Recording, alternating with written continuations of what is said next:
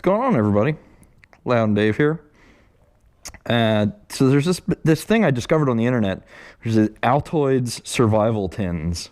And it's people take these Altoids cans and they make little survival kits in them. Some people go like full on crazy, making like, you know, if I have to go live in the woods, if I'm walking somewhere and something goes down and I have to live in the woods and survive and get my own food and shelter and water. And they put it together, a kit, like literally in one of these little tins that fits in your pocket that they could probably legit live on for several days. Mine, I put together more as a like day-to-day. I'm not too worried about, you know, walking home from the 7-Eleven and martial law happens and now I have to go live in the woods. I'm not really worried about that, but I do like to have things with me that on a daily basis might come in handy. Things that were, you know, I'm out and about and I'm like, oh man, if I only had this, it would be great. So I put together one of these little tins. And also I'm kind of a gadget guy, so I'm into neat little stuff like that. And this kit is by no means the greatest kit out there, but it was just something I slapped together pretty quickly. So let's take a look at it. So first off, I have a couple rubber bands on it. Why rubber bands? Because you never know when you might need a rubber band. Maybe something comes apart and you need to wrap it together. Maybe you feel like, you know, shooting wads of paper at somebody. You know, there are many times you might need a rubber band for something. And honestly, my tin doesn't stick together so well, so I'm using it for that. That's something I got to work on too, is having this tin close better. You'll see I have some electric tape around the edges.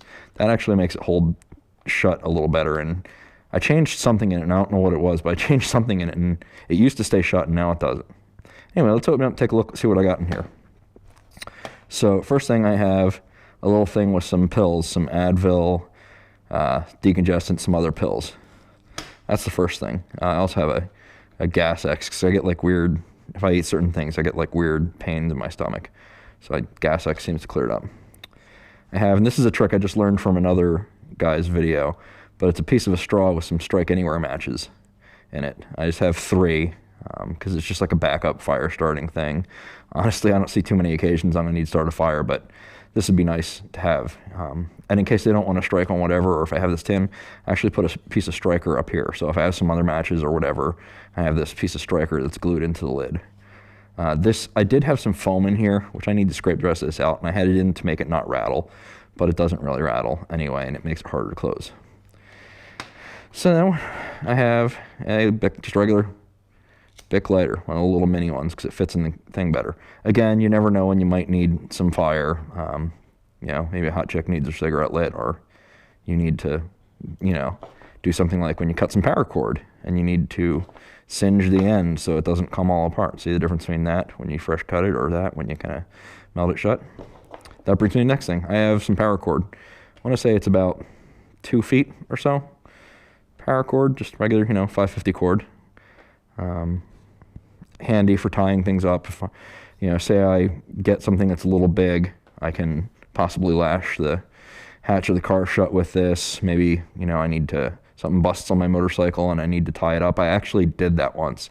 My headlight bracket broke and I had this tin with me, so I pulled out my piece of paracord and I tied the headlight bracket back in place. So, you know, you might say, well, why do you need some rope? Well, I needed the rope that day. It's always good to have a flashlight with you.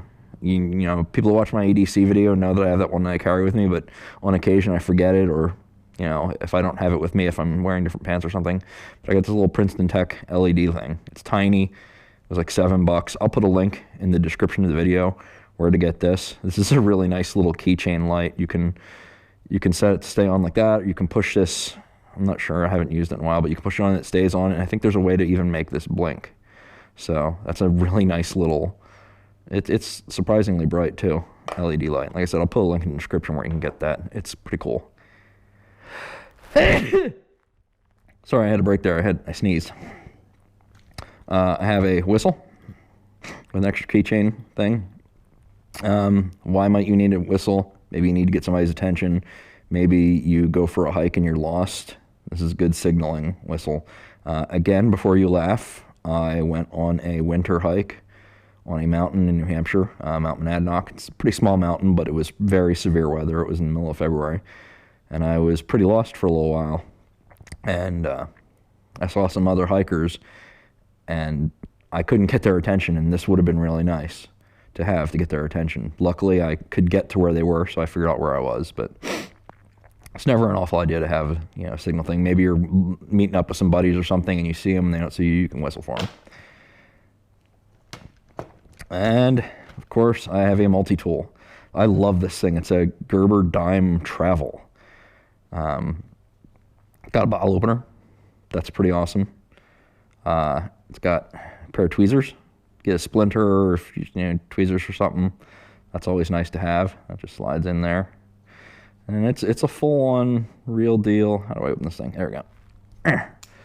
Full-on real deal multi-tool. I used this to fix my GoPro mount at school the one day. Nice pair of pliers. It's pretty comfy in your hand. Let's see what else this thing has on it. It's got this bootlace tightener puller thing,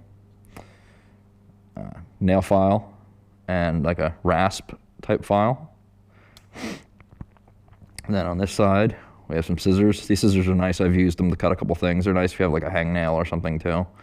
But they're pretty decent scissors. They work well. And then you have a small straight blade screwdriver and a slightly larger straight blade screwdriver.